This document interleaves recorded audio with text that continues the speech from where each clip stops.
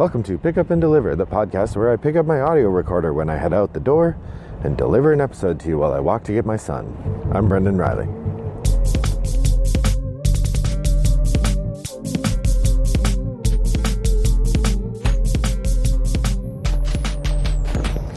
Well, hello listeners. I hope that you're having a pleasant day. It is again Wednesday, February 26th. I recorded an episode this morning, which I released today.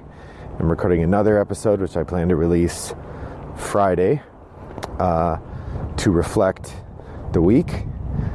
It's a little truncated publishing schedule this week because of my problems getting recordings done, which I already shared with you, the disastrous microphone unplugging incident of Monday. Or of Tuesday. So anyway, that's where we are. While I'm walking to get my son today, I thought I would share with you a little bit. I mentioned that I was thinking about doing some sort of top X list, and listener Chris Hickman suggested I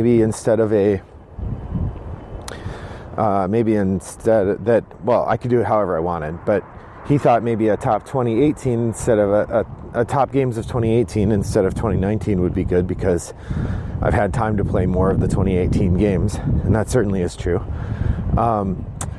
There also was an element of thinking about how many, or I brought up the idea that I wondered how many games I had to have played in order to adequately do a top X list. I have somewhere in the neighborhood of 50 games played from 2018, and I was worried that didn't seem like enough to do like a top 10 list. That's one out of every five games I've played go on the list. That seems not very selective. So what I decided to do is I'd look over the list of 2018 games, and first I will tell you my top 6, and then I'm going to pull out a couple other games that I will be able to talk about as interesting in some way, worthy of note, maybe is how I'll put it. First off, the reason I can tell you my top 6 pretty easily is that there are 6 games from 2018 in the top 50 that I just redid at the beginning of the year. So as you'll recall, at the end of season 2 of the podcast, I recorded a top 50 episode in which I updated my top 50 list from the previous time I had done it, which was early 2017. And so I have already sorted through all the games I played in 2018 for the most part and rated them, because now I have them in a top 50. Now, admittedly, I suppose the order might change around a little bit, but probably not, because that's where I have this. So the one difference here is in my top 50 list, I listed Brass Lancashire, and I really am coming around to the idea that Brass Lancashire and Brass Birmingham are variants of the same game. So sort of like Concordia, some maps you play with salt, some maps you play without. I think Brass Lancashire you play with only the cotton mills and using ports to ship, and Brass Birmingham you play with beer, manufactured goods, and pottery, and the shipping is a little different. But they're so similar as games that I feel more like they're different maps of the same game. And so that's how I'm going to treat them. I know that's not how they're treated by anyone else, but I am. So I think of them as Brass. And so I put Brass Birmingham in the same place on my list as Brass Lancashire. Anyway, with that, in that regard, my top 6, my top 8 games from 2018 are as follows in reverse order. Detective, City of Angels, which would be Detective, a modern crime board game, which would be number 8. I have it as number 48 on my top 50. Empires of the Void 2 from Ryan Lockett, number 41, also number 7. I'm just going to use I'm going to tell you both. Betrayal Legacy is number 28 in my top 50, number 6. Number 5 is Coimbra, which is number 37 in my top 50. Number 4 is Brass Birmingham, which is number 8 in the 18 spot, shared with Brass Lancashire on my top 50. Number 3 is Carpe Diem, the Stefan Feld masterwork, which I really, really like. I've played a few of his games, and I think it is my top Stefan Feld game.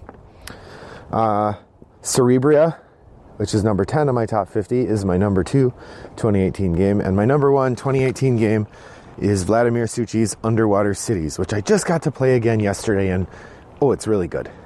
Yep, I'm right. It's really good.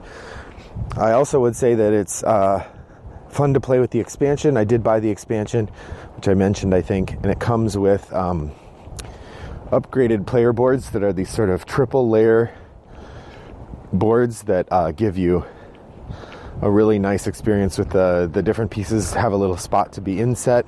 Works deliciously. So that's those are my top 8 games from 2018, pre-sorted because they're in my top 50.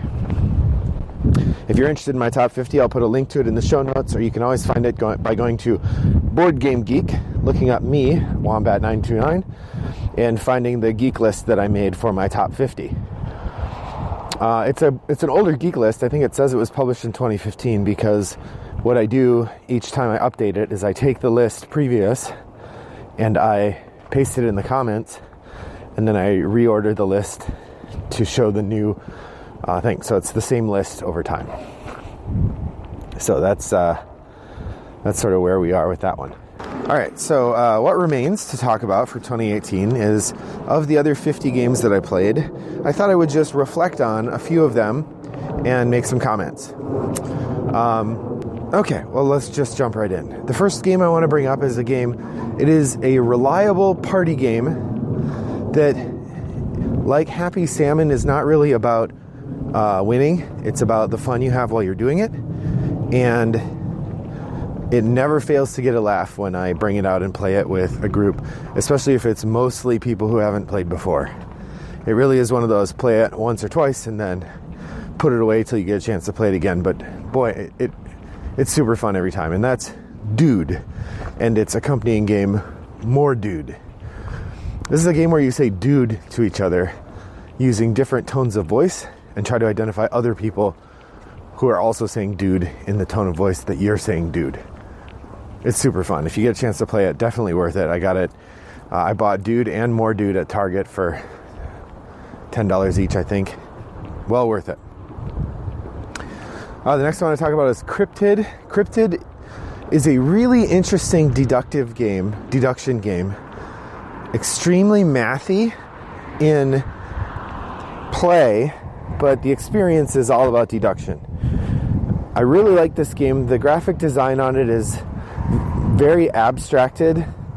It basically uses the same board that you play Kingdom Builder on, almost.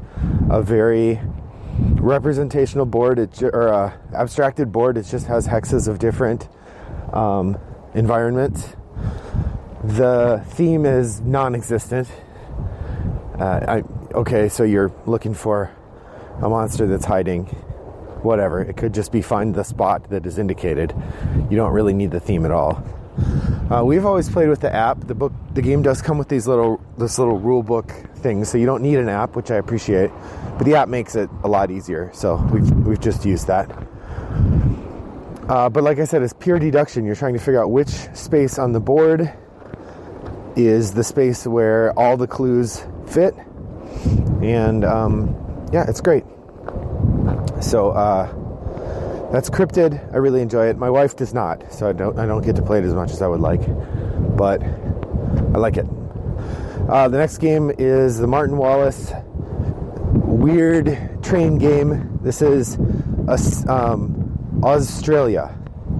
So if A Study in Emerald was his take on his deck building area control games, filtered through an alternate universe Cthulhu mythos out of a Neil Gaiman story, then Australia is the continuation of that story, but it's Wallace making a train game that does the same thing.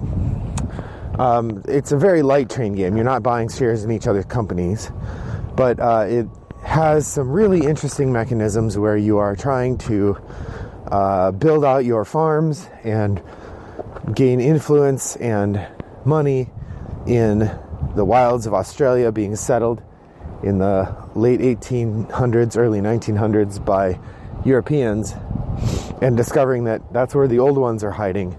And so there's zombies and Migos and Cthulhu himself hanging out in the hinterlands in the outback of Australia. And so you have to fight with them as well.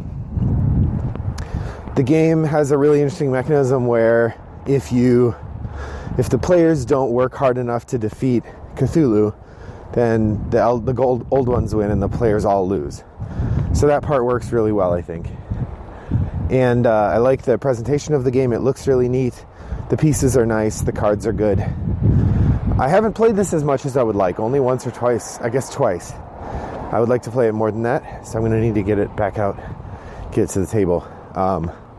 That's Australia. 4 more to mention, and I'm almost out of time, so I'm going to go a little faster here.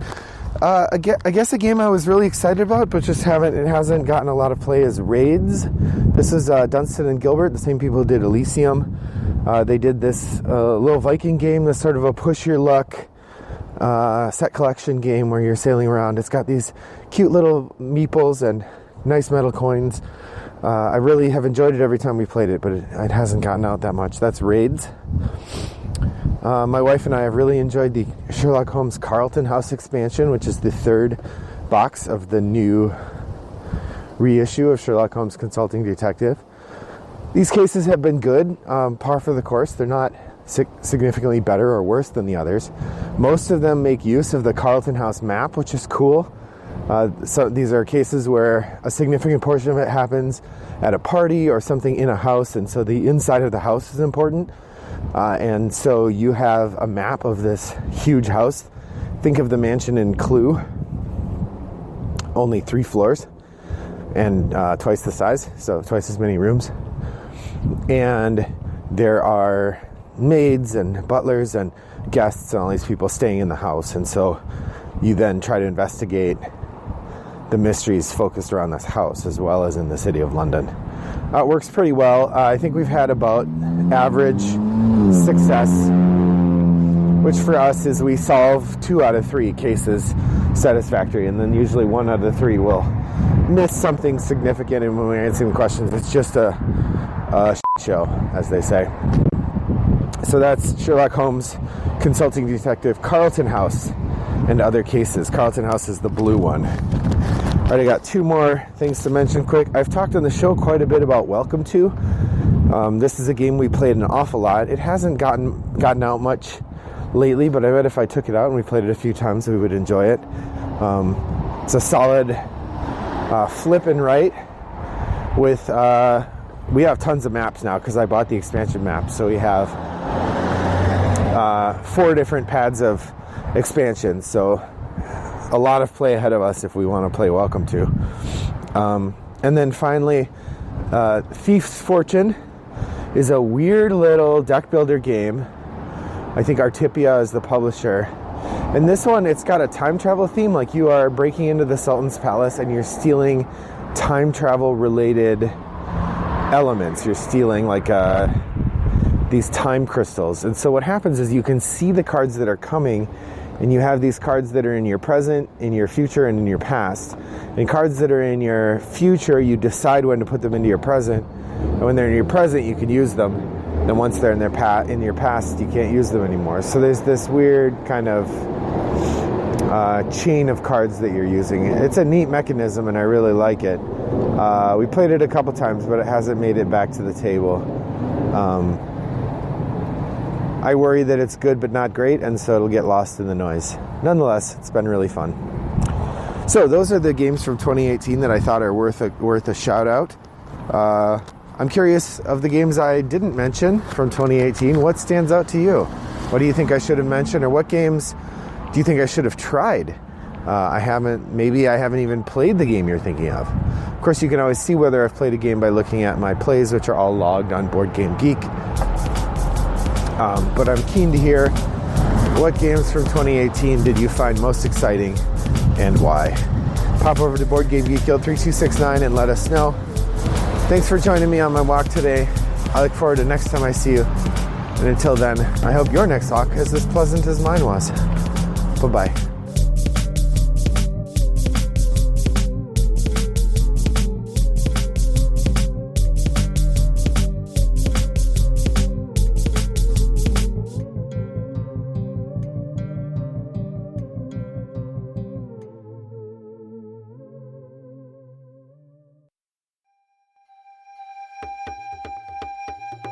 Good morning, entities, ladies, gentlemen, beasts, and pan-planar quasi-real psychic manifestations.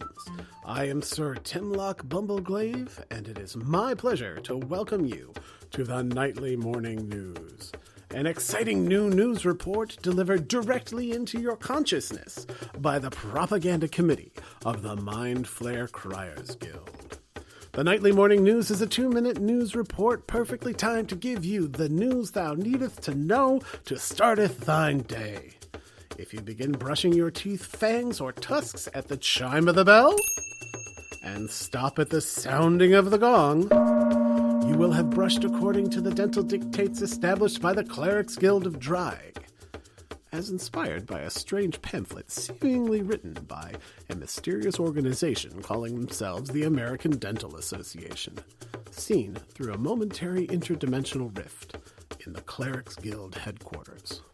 We look forward to sharing this exciting new program with you starting tomorrow morning. Until then, be well, my fellow citizens of Drag.